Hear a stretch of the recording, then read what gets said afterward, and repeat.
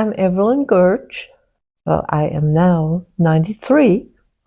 I was born May 17th, 1931, and the town is Barth, Germany, on the Baltic Sea.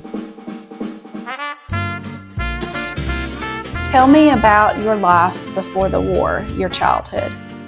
Well, I stayed at my grandmother's a lot, called Omi for short, for grandmother, and I was always around her, asking her questions, which she always had answers to when I was 2 and 3, 4, 5 years old.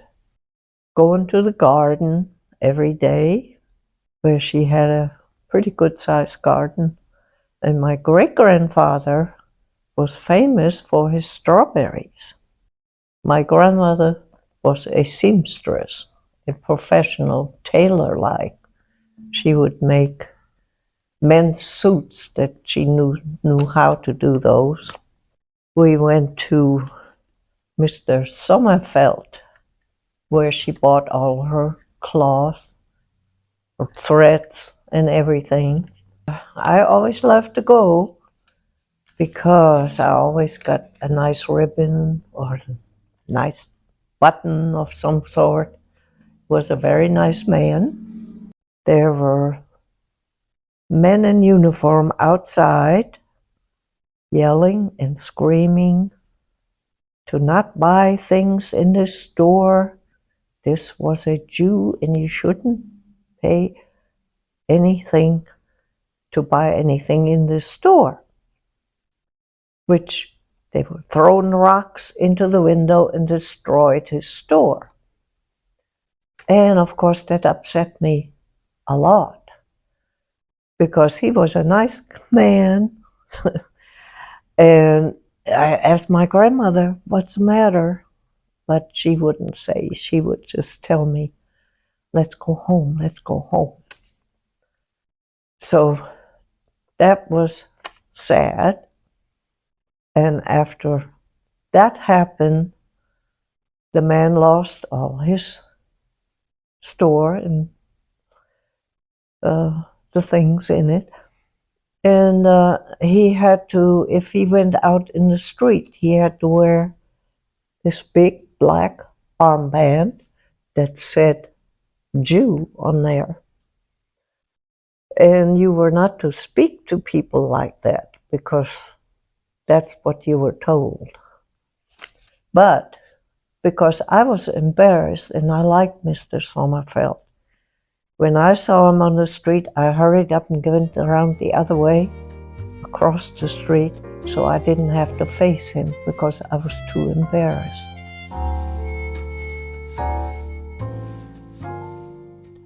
And I went to a girls' school. Boys and girls were separated. And I loved my teacher, and her name, I never forget, was Elsa Tum. She was not married. In those days, lady teachers couldn't be married. We had religion, art, and music. And all of us in the same class had a flute. And we always practiced and all together played the little songs that you could with a simple, small flute. But when we started the second grade, we were told we would not have any more religion, art, or music. We were to join girls' clubs, and of course I didn't really want to go. But here comes the government to the door and told my father that I would show up and I will join the girls' club, which in itself wasn't too bad. You did things, painted a little something or so, but It, of course, always had to do with Hitler and the ways we should talk and ignore certain people. And so that was something that my father objected to. His mother, my grandmother, we got a letter from my grandmother that that was her 60th birthday, a picture of her for all her grandchildren. I did not really ever meet her because they lived in southern Germany, which was, you know, traveling, you didn't do much in those days. It cost a lot, and you had to go by train. But she was leaving to go to Switzerland to live with her sister there. But we never heard from her again. Of course, my father didn't talk about this very much, but he did know his mother was Jewish. So we wondered what happened to her, but we never knew or anything. My father, he was drafted into the army, what they called the Eastern Front near Stalingrad, and that's where my father was killed on June 11, 1943. Here again, the government required this. We children had to have a guardian, which my uncle took that over. One morning, the school got bombed, and after that, I couldn't find my way home. He had to find me, but they transferred the whole school to way East Germany on the Polish border. So the whole school was there, and of course, in the meantime, as a child, you couldn't understand why do you have to go here and there and be away from home. And I've already had to leave my mother and my brother. So anyway,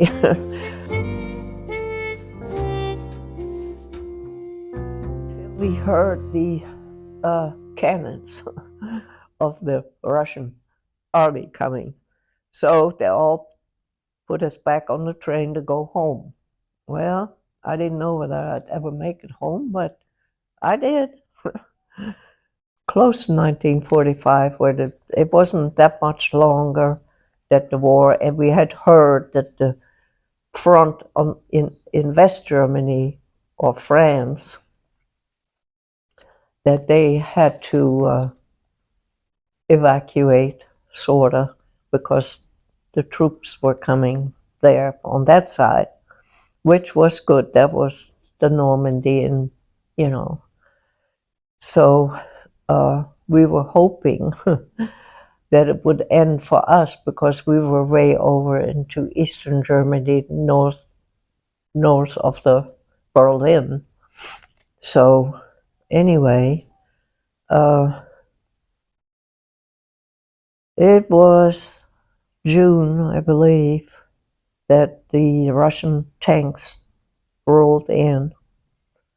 And of course, that was really scary because these people were Mongols that they had, I think, grabbed up to put into their army because I don't know whether they didn't have enough soldiers to fill their needs. And of course, they brought diseases and everything bad with them. And you had to be careful, like young girls, like I was 12, 13, going on 14, yeah, about then. they tried to hide you away from the soldiers. One time I had to sit you had cellars in the hole in your floor in the kitchen, which the potatoes went into, normally. Well, they stuck me down in there for a while until they were gone, because they would go from door to door to see what they could find and take everything that you had. And always looking for, of course, alcohol. It was no use to lock doors, because if they were not open, they would shoot them open to open them anyway, and they would go in and take what you had, or like I said, the little girls, you had to watch and be careful if you could hide them from them. But anyway, one night, it was after dark already, and they came in looking for things, and with a big old pistol was shooting it and hit me in the leg. And that artery, the major artery that goes down, was hit, and I practically lost all my blood, I think. My mother tried to get a big sheet to wrap it, and that didn't stop it. So a neighbor that was a Siemens captain, he came and tourniquet my leg off to try to stop that bleeding. I couldn't even raise my head to, because of the loss of the blood. That was almost, I think I almost didn't make it. But I did. So it was about the end of school, and you had to pick a job that you wanted to learn to do. Well, you didn't have a choice. You were told what you had to do. I was to go and learn to be a mechanic. And my dream always was, from the time I was a little girl, I always watched babies in the neighborhood and took them for a ride. So that was my dream, to be a pediatric nurse. Well, I was not going to be a mechanic. And by that time, it was the next spring, and I told my mom, I have to leave. I have to get out of here. And she agreed. My uncle and aunt were already in the West, which, by that time we knew the eastern part was controlled by Russia or the communists, and the western part was the Americans and the British and the French. So that was all right, but there was a very much of a division between those. At the time, trains were still running, so my mom knew someone in Berlin that we went to and stopped over, and then went on the next route towards the border. And you could only, of course, the train stopped for quite a ways away from the actual border.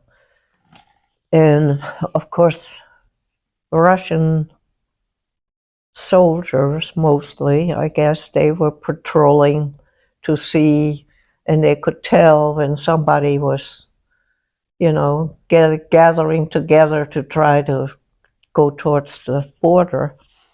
But anyway, we went all the way to Erfurt, and then we had to walk a ways. But close to the border, there's a smaller town that you could tell groups of people that were gathering, trying to see.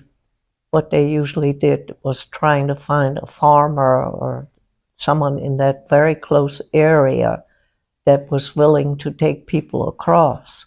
Of course, they did that in the middle of the night. And so my mom had talked to some of these people and said, could I go with them when they were trying to find someone to take them across. And they agreed. Okay, it was all right. And my mother was not coming with me at the time because she still had my little brother at home, and so she did not want to leave at that time. So she left me and went on back home on her way. So in the next, this was to be happening in the middle of the night, towards late after 10 o'clock. There was a farmer that was going to take us across. Well, we were in the train station and just had to sit around to wait. Well, by the time they were ready to go, well, this was going to be the next morning that they were gathering and going over. My leg it wasn't healed yet, and it was so bad, I could not even put my foot down. I could not even move. So, of course, they had to leave me. They, you know, sometimes you talk of luck or God having a hand in your life. The very later day, here comes a big transport truck with people on it. And they were the people that were trying to get across. They had caught them and they were transporting them probably to Siberia. So anyway, so I had to go and look myself, trying to find someone that I could join to get across. So there were some more people, and they said, yeah. And he said, I'll take that watch. It was my grandma's gold watch that I was to have. And this little ring is my grandmother's wedding band. So anyway, I was glad to give it. I had to do whatever. In the evening, they had told us to go to a farmhouse and wait there. And of course, in the meantime, and this is one thing, I don't even remember being hungry, but didn't have nothing to eat for I don't know how long. I can't even remember that. Well, we got to the farmhouse and we were allowed to go in and sit around. There was Grandpa sitting over on the table, and he had this farm makes their own bread, and sometimes some of them are huge. He had this big loaf of bread, and he was cutting a big slice of it, put butter on it, and I guess I must have stared at him all this time, put honey on it, and he got up, didn't say a word, walked over in front of me and put that piece of bread down. And, that was really something. Like I say, I said thank you. I know I did, but I was so overwhelmed. It took me forever to get that piece of bread and eat it, and I was really grateful for that. And he must have he must have known how hungry I was.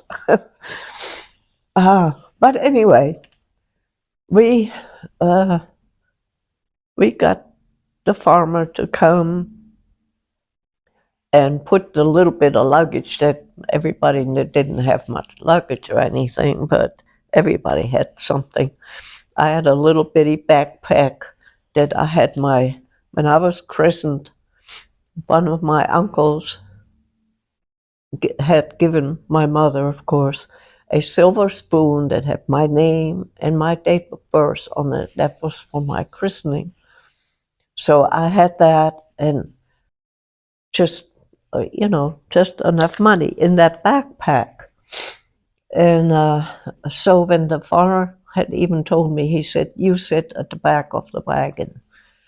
Because before that, to get there, we had walked about, Karen looked that up on the map and figured it out. walk 49 miles to get to the border. That's why my leg got so bad, I think. The farmer had told me to sit on the back of the wagon. I was really glad. So we had to cross over the top of the mountain, the Hartz Mountains that we went across. And he had to cross this pass that the Russians had set up machine gun stations, that if they caught anybody going, they would just mow you down. But anyway, we made it.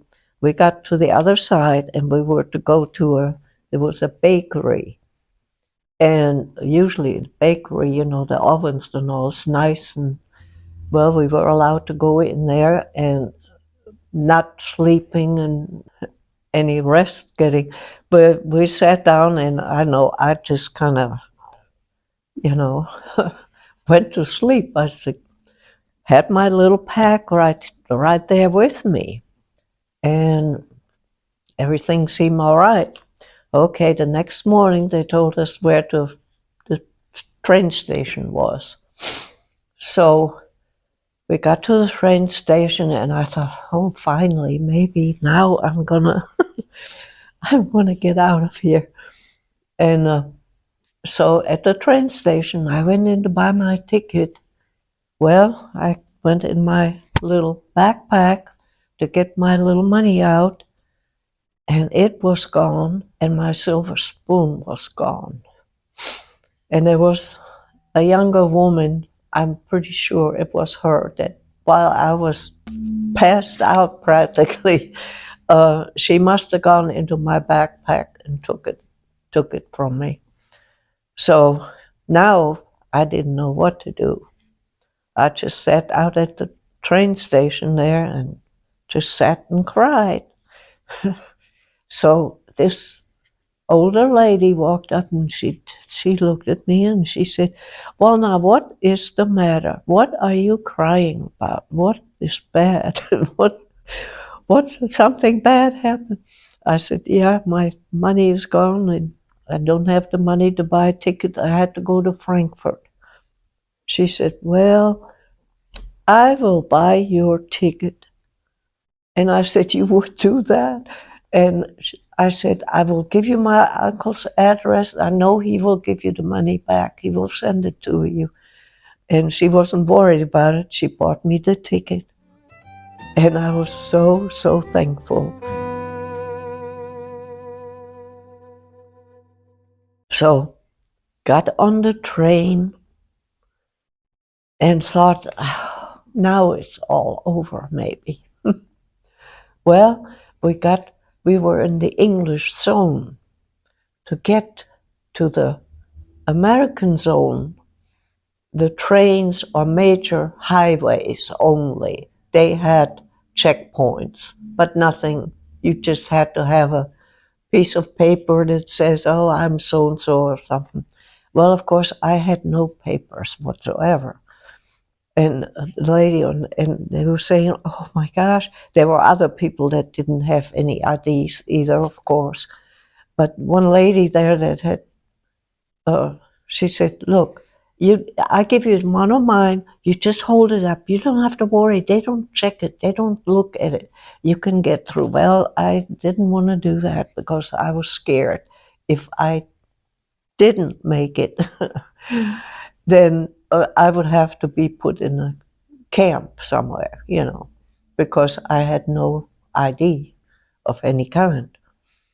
So anyway, no, I couldn't do that. So there were other people that didn't. So we got off the train, walked just a plain old road down across, and on the other side of that little checkpoint that was on the major, on there was no checkpoint. And of course, we had to wait for the next train to come by. And but that's what we did. Went into the little town at the train station, and then took the next train. Well, now I was hoping that was all now. But anyway, so we did get to Frankfurt, I got out. Of course, I had to find the address that my uncle had told me to go to. And I don't know it. I just asked people, where is so and so? What road, the street that I needed to find?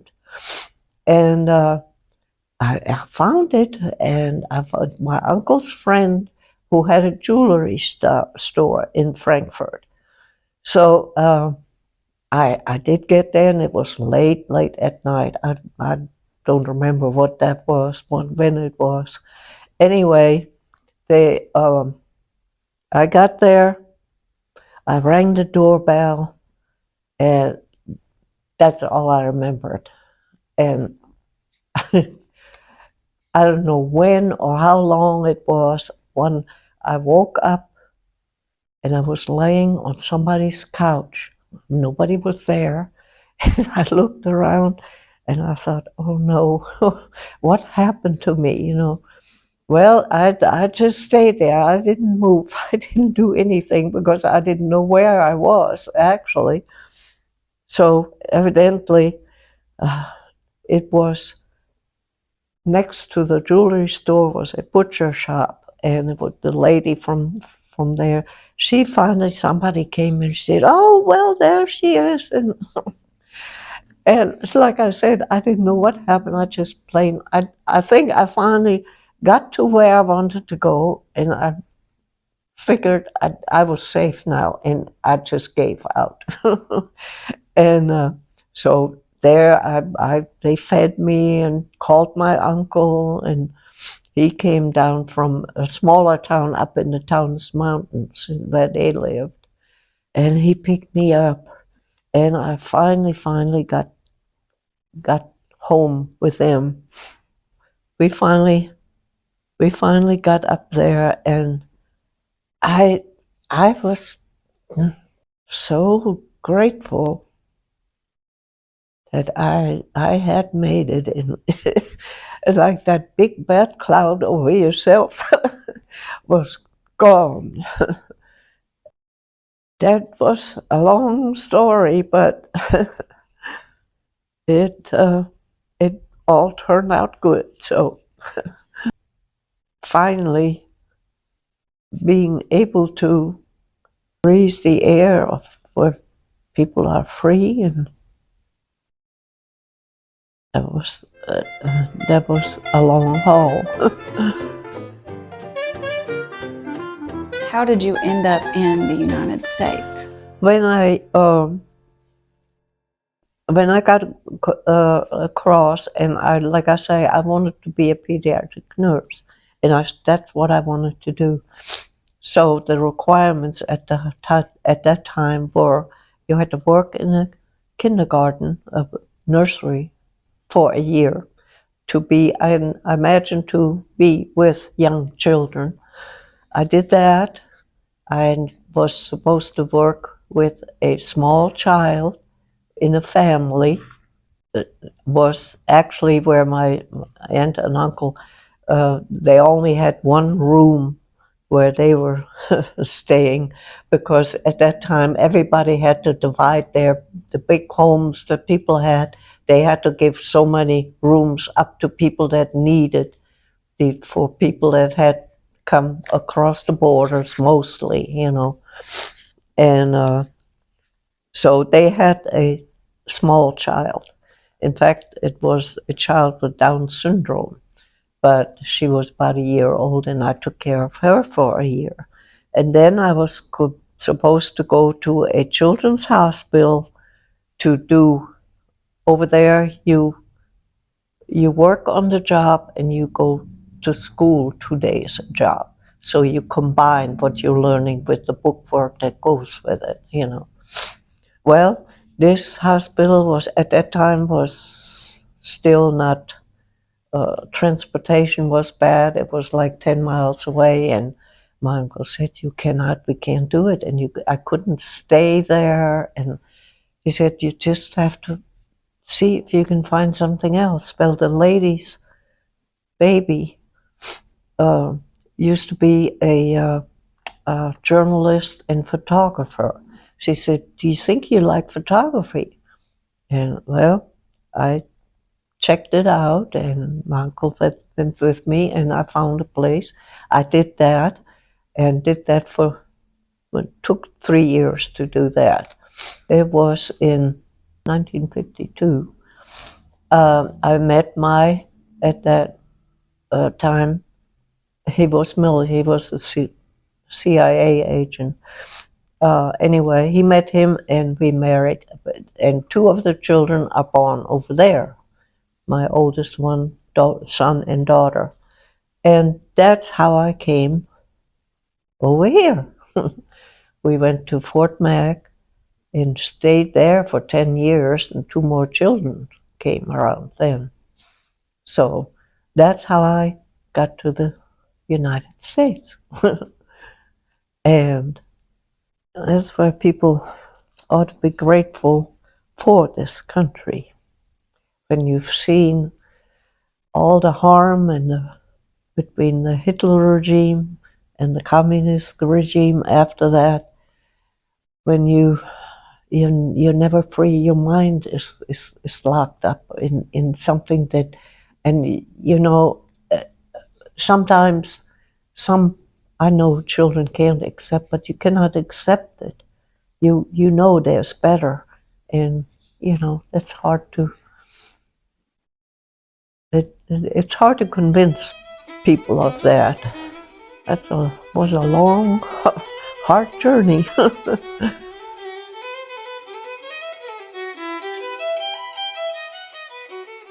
My mother, like I said, my father was killed in 43, and in 50, I think, she remarried. Well, she was still over in, she and Opa, well, Francis, it was his name.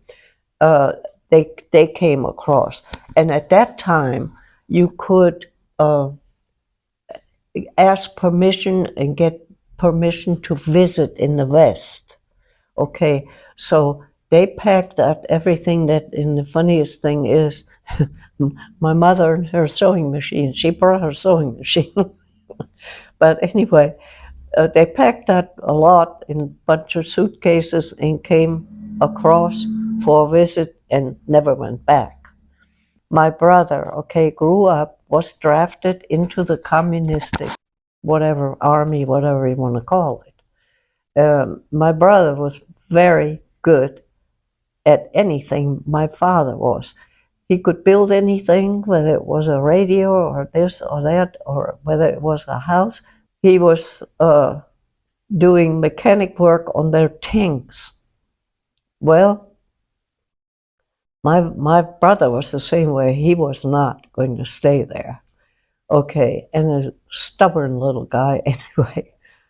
He went to the American embassy and said, he wants to get out and they told him, all right, get us all the information that you can about their tanks, which he did, and they actually flew him across.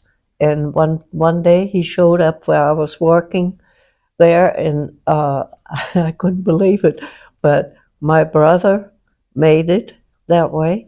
And okay, then he went on a vacation trip on a motorcycle, went to southern France, and met a girl and married her. And my brother never left France after that.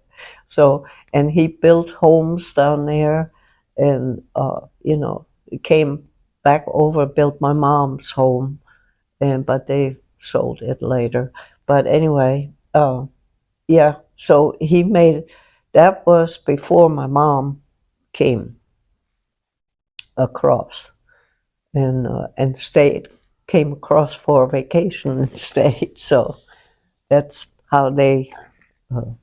But like I said, I didn't see them. I didn't see my brother for another 10 years because at the time I couldn't take the time or had the money to fly over there. And so that was another 10 years. But then my brother came with her to visit a couple times. But he died very young. He was 59 when he died. So my mother got to be 102. Wow. Yeah. And she came visiting until she was, I think, 90. She said, I think that's enough now. So, but, after that, and especially after I retired, I've, gone every year to around her birthday time, which was April 15th. Or she came over here and stayed a month at a time. So, of course, I didn't stay that long over there, but because I went visiting once I made enough money and had a week to spend over there. So, yeah, so we learned to get together again. And Where did she live? in Michelstadt, Germany, and it's about south of Frankfurt. Yeah, there's one thing about, uh, especially in Michelstadt, but these families that under Hitler, that disappeared in the middle of the night. Sometimes you would know, sometimes you didn't. They were just gone. And there are several homes in Michelstadt. I don't know about back home anymore because I never got to go back. I always wanted to go back one more time and just, go to the Baltic and all. But anyway, they, in front of the homes that they lived in or rented or whatever, where Jewish families lived, they took a cobblestone out in front of the house and replaced it with, and I cannot figure out what type of metal it is, but it looks like a gold, of course it's not gold, but it has that color. It never fades or never gets scratched up or anything, with the date, and it either says murdered, the family name, and the date, or it might say entfernt, which means taken away, and there are several places that have those in front of the homes that they disappeared, or like they actually said murdered, which is, of course, that's what really happened to them, really. How did you cope with the loss of maybe some of your friends or your family members? And back home, it was my grandfather is buried in Verdun, France, who was killed in World War One. My father was killed in the Eastern. My two uncles were killed. My two cousins are missing in action. In fact, one of my uncles is missing in action. And of course, my father is buried somewhere in Stalingrad, And well, at the time, I remember they diagnosed me with having asthma. Well, I think what that was, because I don't have no asthma. Didn't have any asthma once I got, over to the western side and all. But I think my mental state was suffering from all that, and this is what came out. I had asthma, and because you just had a hard time dealing with, the separation from my mom and my brother, from my uncle and them, then over there, and it just it wears on you, You sometimes can't believe, oh yeah, there is a better way, But I think that's the thing that what I was always going for or going after. I was not going to stay over there and live under more of those type of conditions where you don't have any free will of anything. It's hard to describe, some things like that. But How do you think that your faith in God and your faith in humanity transformed because of the experiences that you had? that's where when I was maybe 2, my father was Catholic, and my father grew up in southern Germany, but he came up there, and of course he stayed up there. But it was Christmas time. It was Christmas Eve. Probably it was snowing, and he carried me on his arm like this. We went into this very small chapel in my hometown, and walked in, and of course there was the crib sitting up with of course, a doll, and he was telling me, "Now this is Jesus Christus. Always remember his name." And it's something like that always stayed with me for some reason. And then when I was a little bit older, my great-grandfather, he wasn't much of a talker or anything, but I always asked questions. So I asked him, I said, "Opa, where does God live?" And he said, "Well, I can't really tell you, but I know his spirit is everywhere. It's out there in the cherry tree. It's in your heart." And boy, when he said that, it just made me feel good. And I just felt like, well, it must be so. Then my grandmother was everything in my life, because I was around her all the time, always there. And she's the one that, when we left the store at Mr. Summerfield, she was starting to, and she would always say, "Vater unser," the Lord's Prayer. And she would always, when she was at home and doing things, she would add to it. By the time I was 5, I knew the Lord's Prayer, every bit of it, and it's never left me. I can, recall it all the time. So,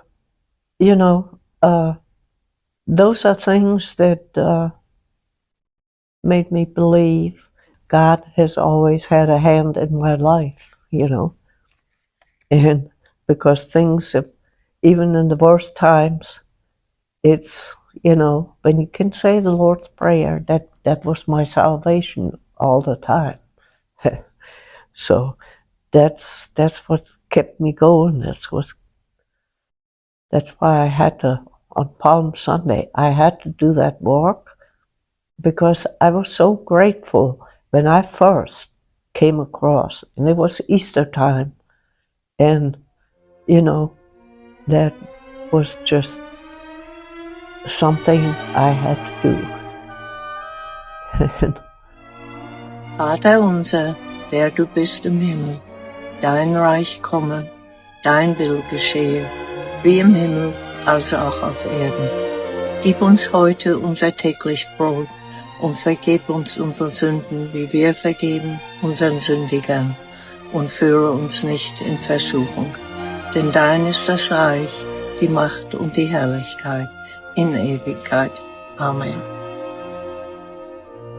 What did you do on Palm Sunday? I walked from the house up all to the church, and I told them, could I say something? And I told them about my very short little story about, I was so grateful when I crossed at that time, or was over there where I had a free will to say and enjoy things that are out there. I just had not been always in a church to say, "Thank you, Jesus and the good Lord." So that's the reason I had to do that. How far do you think you walked that day? About 2.5 miles.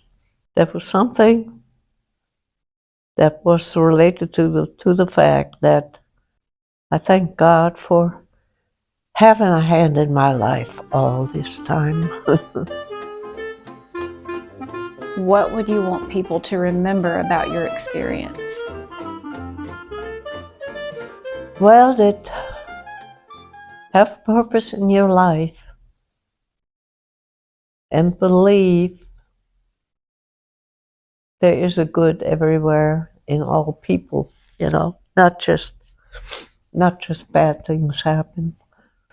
Let God be part of your life and believe in that things can be done. Just what my Karen said one time when she was in Sunday school, asked the teacher, some of the children did, can God do anything? Yeah, huh. Well, can I ask God anything? And their teacher said, well,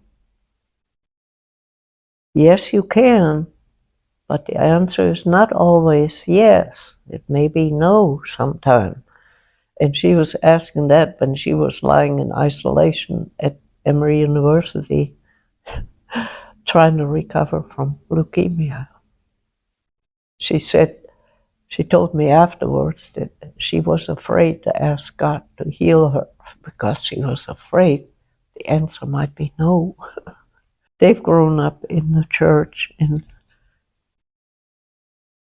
they have believed that God can do anything. We were living at Fort McPherson for 10 years, and their dad had to go to Korea and come back. So they were the three, the two older ones, Rick and Eveline and Karen.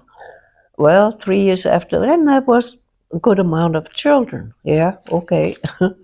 Well, here comes David, 3 years after Karen. So there was their little brother. Okay, in 1965, their dad died on active duty. So had to raise them, which I did. And it come about, I had to be at home. I started to get a job, but it was too much to take care of 4 kids for somebody and trying to work. And I found out we could make it with what I was getting from the pension, and I did a little babysitting and sewing for people, so we made it. Well, then when the youngest one, when David got out of high school into college, I had to go and see what I wanted to do to make a living for myself. So I went to school, and there was enough money from the pension. I had 10 years, but I couldn't use but what was left. And there was only 2 years left, so I took medical technology, and I did that. Okay. Well, I had a job in Atlanta for a while, but then I knew the lab was closing, and then the hospital it's gone right now anyway. So this job came off over here at the uh, Limestone Correctional to run the lab. Well, I did that, and I could have stayed, but they were closing that lab in a year, so I came to Scottsboro and went to work there in the lab. Well, my Karen, the children were little. She would come every 2 weeks and come visit. And one time, she looked very tired, but Karen was always a busybody, and all the little children were little and everything. So I said, Karen, let me draw some blood and let me see if you're, Anyway, I did, and I ran hematology, through, and she had a very high white count. And I thought, can't be. Well, I looked at the cells and I saw early cells, but I still didn't believe. So I told her, I said, Karen, you need to go see a hematologist over there. Well, they were going to Hawaii on vacation. Her husband was the head of WWII in Atlanta. They later moved to California, but that's another. Okay. So she said, well, we're going on vacation. We'll do it later. She wasn't feeling bad enough to, be really sick or anything. But her white count was 37,000 at the time, and up to 10,000 is normal. And it really worried me. But they came back from vacation, and her count was 77,000. And so I took her, and I knew a very good hematologist in Atlanta. I said, we're going now. And so he said, let's do the Philadelphia chromosome, which is a diagnostic test for MLC, myelocytic chronic leukemia. And I still couldn't believe it, but so it came back positive, and they were going, at the time, Seattle was the only one that did any thing with leukemia, and which was radiation. And so Dr. Osmond was his name.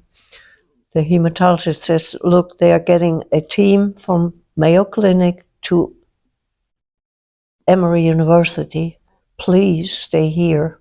Do not go up there. You need your family. You need, it's best to stay there. And so they did. We all got tested for, they were starting to do bone marrow transplants. Well, we all got tested, and the only one that was a match was David, her little brother.